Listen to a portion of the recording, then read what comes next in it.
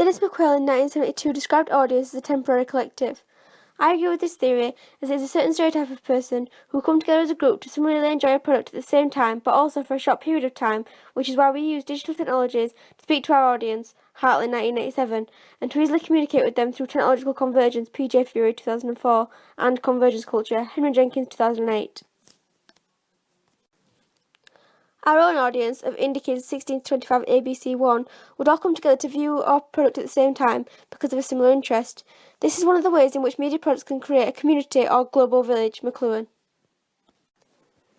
In our own music video, we created a sense of temporary collective by learning about what our audience likes and what their stereotypes were, and using them within the video through iconography and costume to create a sense of temporary collective. For example, we did research into our indie genre by looking at videos such as Ed Sheeran's A-Team, which has a very rough and ready vibe and has a homemade ideology, which our band also channels in our music video. From Ed Sheeran's A-Team, we learned that our imaginary entity, Yen Ang, liked black and white colouring on indie music videos to signify the genre and to make it look cheap and simple, which allows the audience to concentrate on the actual narrative rather than the special effects or colouring, etc. Another way in which we used the temporary collective theory to learn from our audience research was within our own peer group/work group, because we are the right age and some of us are the right stereotype. This made it easier for us to edit the video without actually conducting regular focus groups. This is supported by Vivian Clark's theory on it being difficult to carry out regular audience research. I agree with Vivian's research because the product is constantly changing through the production and post-production stages, which makes it hard to conduct regular research and keep constantly changing aspects of our initial ideas. It is, however, very important to gather good and reliable audience research so that you can go back to it rather than continuing to create new assessment groups, etc. regularly because of deadlines and because cultures and stereotypes are constantly changing, so to get the right group of people on a different basis will be difficult to organise and construct. Luckily, we have people close to us who we could ask for feedback on our product, which we conducted via our own primary research through the web app SurveyMonkey to gather mainly qualitative data so that we could fully understand the reasoning behind the audience's responses to our ideas. We did this by asking questions such as, do you like our chosen song from Demographics collection? To which we received positive responses such as, yes, the title even matches the narrative.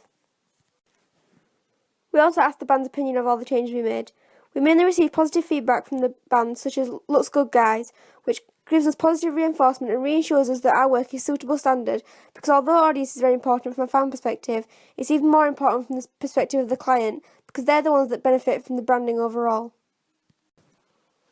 What we learned from band feedback is how a brand can affect a band. For example, the band members didn't want any images of the gig tickets on a poster we made for one of their shows because they said it would be easy for someone to cut the image out and disguise it as a real ticket. This shows how products can have a direct effect on the marketing and distribution of a product and a band's brand name.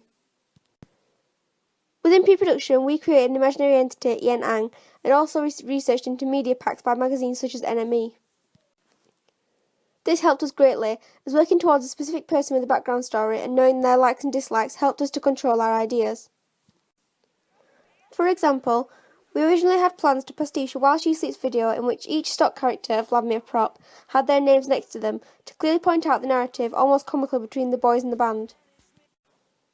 It was our imaginary entity piece that helped us in changing and developing our ideas on this section of the narrative, as we decided it wouldn't fit into our imaginary entity's common interests, as the indie audience usually likes a music video to have intellectual pleasures, Rick Altman 1999, or that assume that the audience is knowledgeable.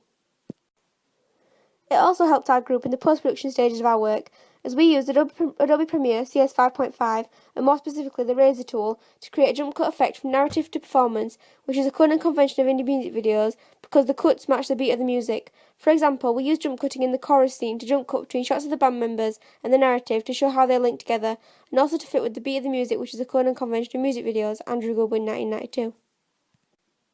Using codes and conventions in this way, we learned about the codes and conventions that our audience likes and how we could put that into our own product while keeping the same homemade ideologies of the band's branding. Thornstein Veblen states that the introduction of a new technology in society can significantly change that society. We agree with this theory because within our own product, we use new technologies to gain feedback on our progress and as a way of marketing and distribution to create synergy, such as the fact that we posted a lot of our photography and snippets of work onto the Demographic Facebook and Twitter pages, which is an ideal platform for our product image-based media, is very popular with our target audience, and would most likely appeal to them, and the fact that we are using social media to gain feedback shows how technology and web apps have developed, that we can now use these sections of the internet for our own gain and work. This creates synergy because we use the band's distribution medium to distribute another product of the same band.